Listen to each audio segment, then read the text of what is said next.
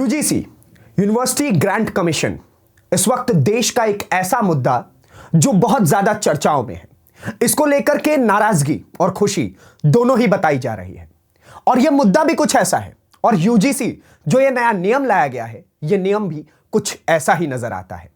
इसमें मैं आपको गहराई से समझाने का प्रयास करूंगा कि आखिरकार यूजीसी है क्या, यूजीसी को लेकर के इतने ज्यादा विरोध क्यों किए जा रहे हैं, इसमें बैकवर्ड और सवर्ण इन दोनों को लेकर के क्या युद्ध बताने का प्रयास किया जा रहा है।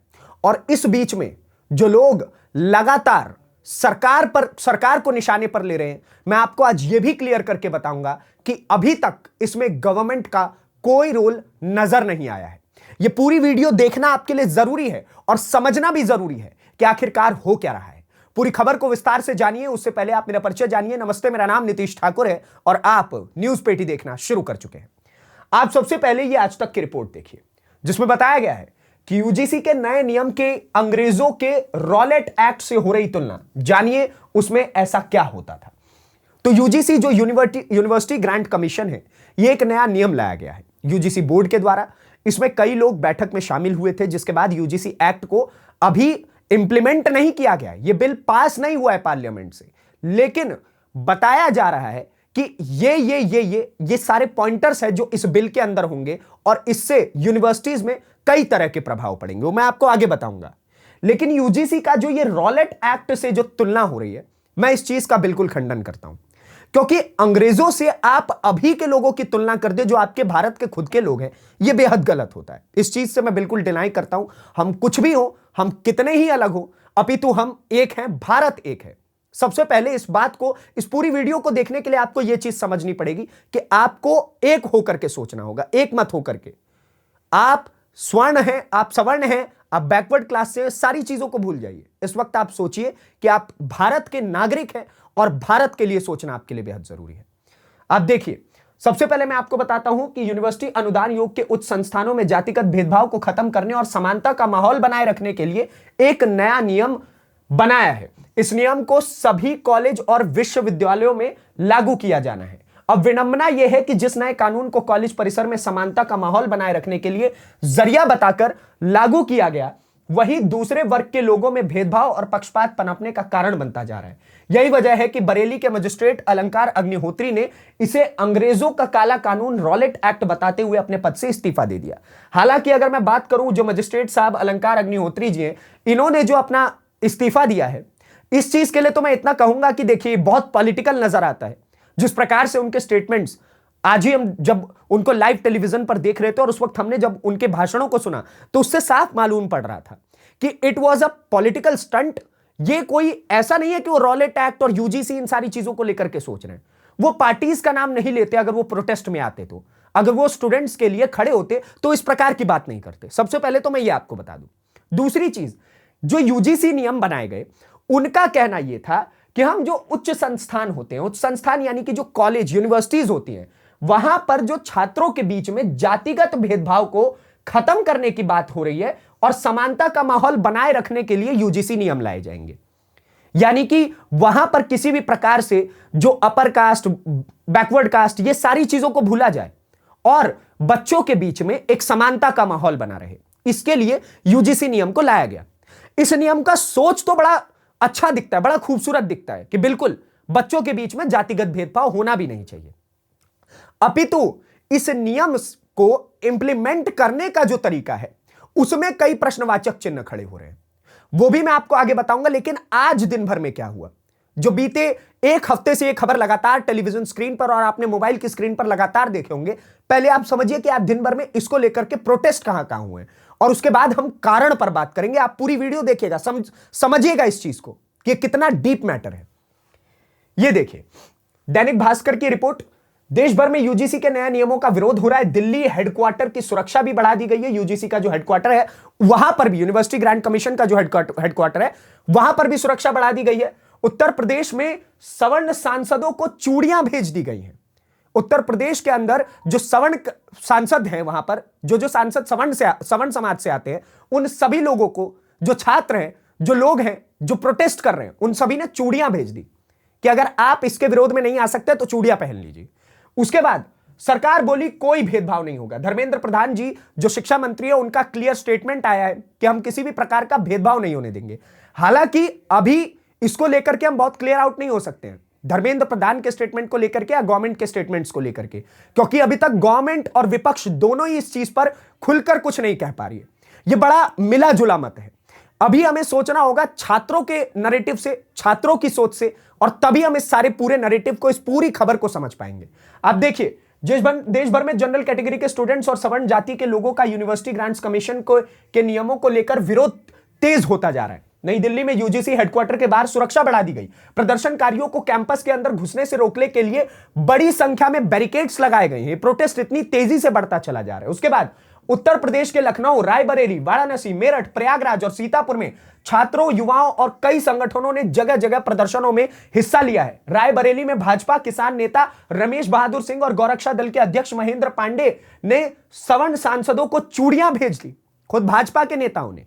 तो यह भी एक आप समझिए कि अंदर खाने क्या कुछ चल रहा है।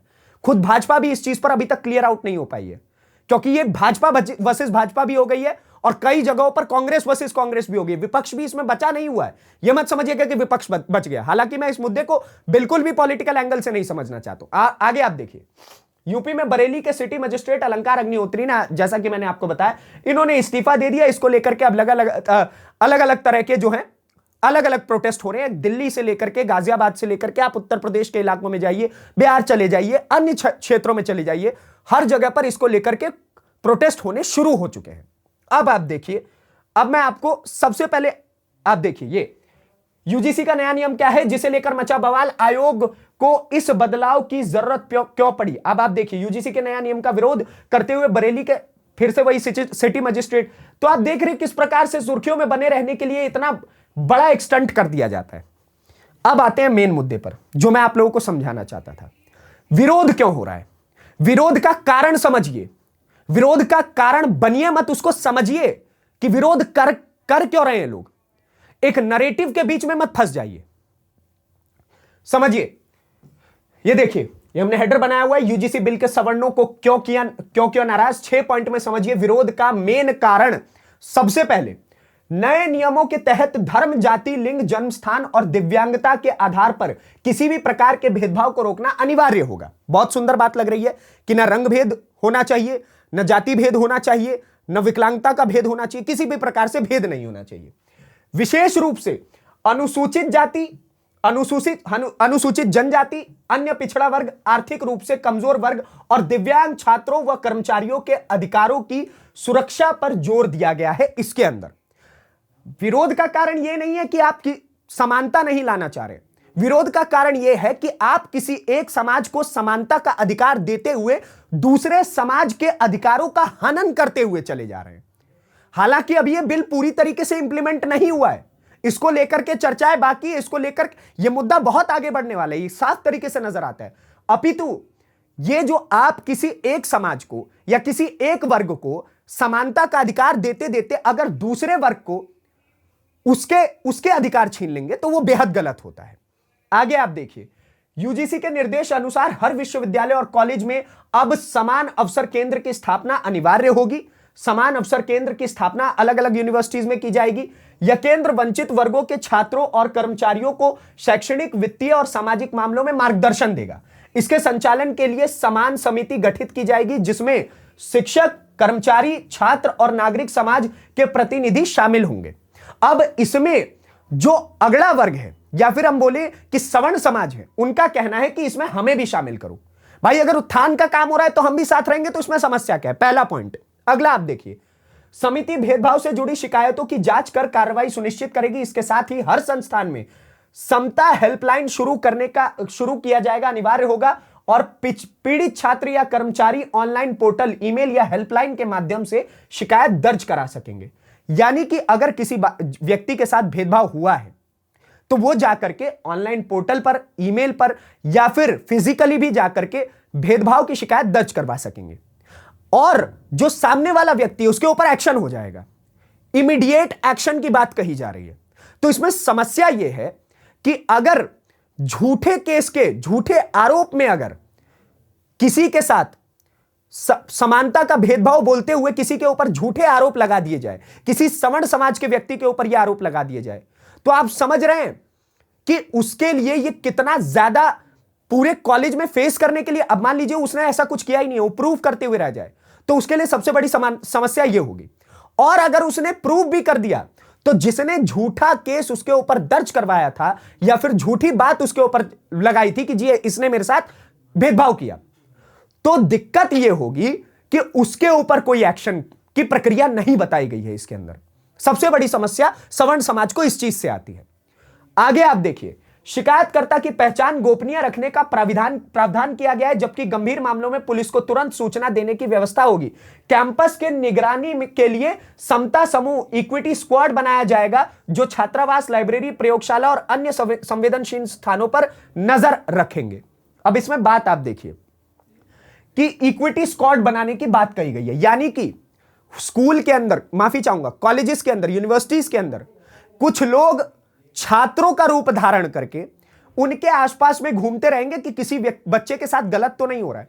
अरे गलत नहीं हो रहा है, आप इस चीज के लिए स्क्वाड बना रहे, बड़ा सुंदर है, लेकिन 24 घंटे ये सर्विलांस जैसा जो फेस करना पड़ेगा, यह अपने आप में छात्रों के लिए एक बहुत बड़ी समस्या है। इस बात का यकीन मानिए आप।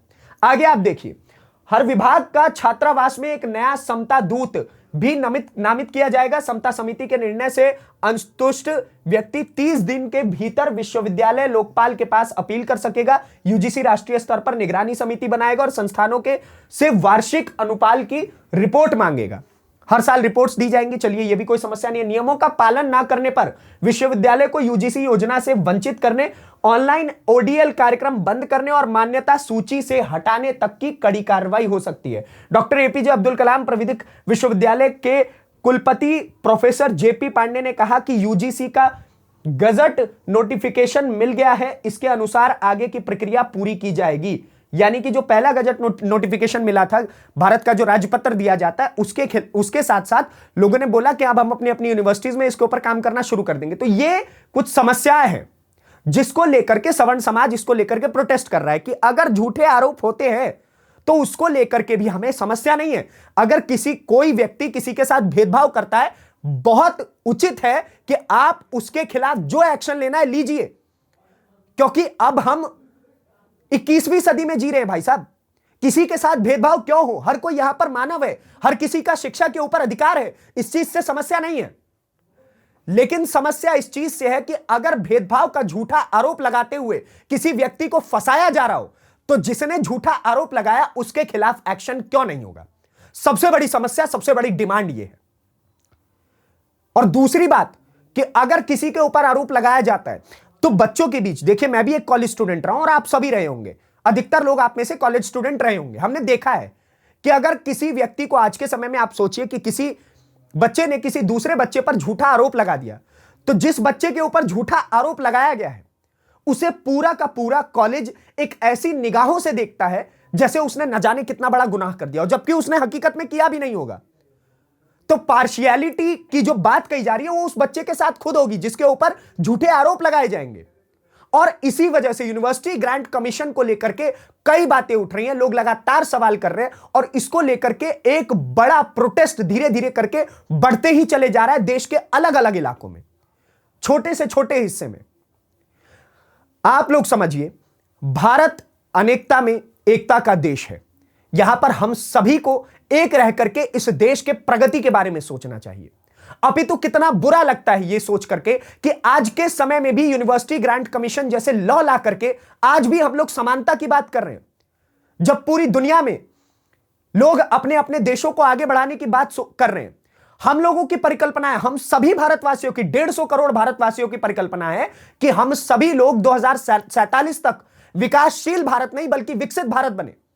और उस विकसित भारत बनने के लिए जो अब मात्र हमारे पास मुश्किल से 25 साल रह गए, उस 25 साल पहले ही हम लोग इस चीज के ऊपर चर्चा कर रहे हैं कि इस देश में समानता होनी चाहिए, नहीं होनी चाहिए। समानता का अधिकार सभी को है। इंसानी रूप से हम सभी को एक दूसरे का सम्मान करना चाहिए। अपितु यह भी ना हो कि इस प्रकार के लॉ ला करके एक बच्चे को बचाने के कारण किसी दूसरे बच्चे को झूठे आरोप में फंसा दिया जाए और किसी एक की जिंदगी बचाने के कारण किसी दूसरे की जिंदगी बर्बाद हो जाए।